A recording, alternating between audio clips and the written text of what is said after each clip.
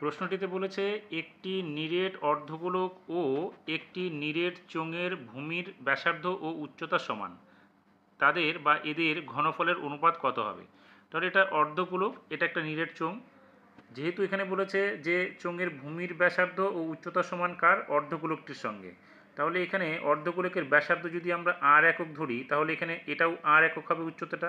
সেক্ষেত্রে চোঙের ক্ষেত্রেও উচ্চতা কত হচ্ছে, এখানে আর হবে। আর এটা হচ্ছে কত আমাদের, এইচটা হচ্ছে আর, আর এখানে ব্যাসার্ধ তো আমাদের আর হবেই। এবার আমাদের কি চাইছে প্রশ্নে, বলছে ঘনফলের অনুপাত। আমাদের গোলকের ক্ষেত্রে আয়তন, ঘনফল মানে হচ্ছে আয়তন, তাহলে আয়তন কত আমাদের 4/3 পাই আর কিউব। সেক্ষেত্রে যেহেতু এটা অর্ধগোলক তাহলে আমাদের হবে কত, 2/3 পাই আর কিউব। এবার এটাকে অনুপাত করব কার সঙ্গে, নিরেট চোঙের আয়তনের সঙ্গে। তাহলে চোঙের আয়তনে কি, পাই আর স্কোয়ার এইচ, তার মানে এখানে হচ্ছে পাই আর স্কোয়ার এইচ। এবার এইচটা আমাদের কিন্তু চেঞ্জ হবে, কারণ কি এখানে এইচ হচ্ছে আর এর সঙ্গে সমান।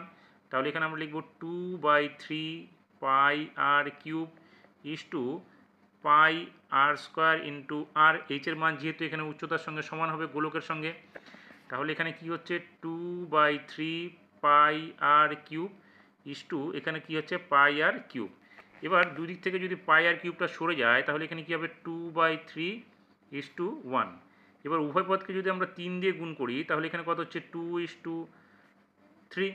তার মানে আমাদের এখানে কি হলো, নিরেট অর্ধগোলক এবং নিরেট চোঙের আমাদের আয়তন অনুপাত কত হলো, 2:3 হলো।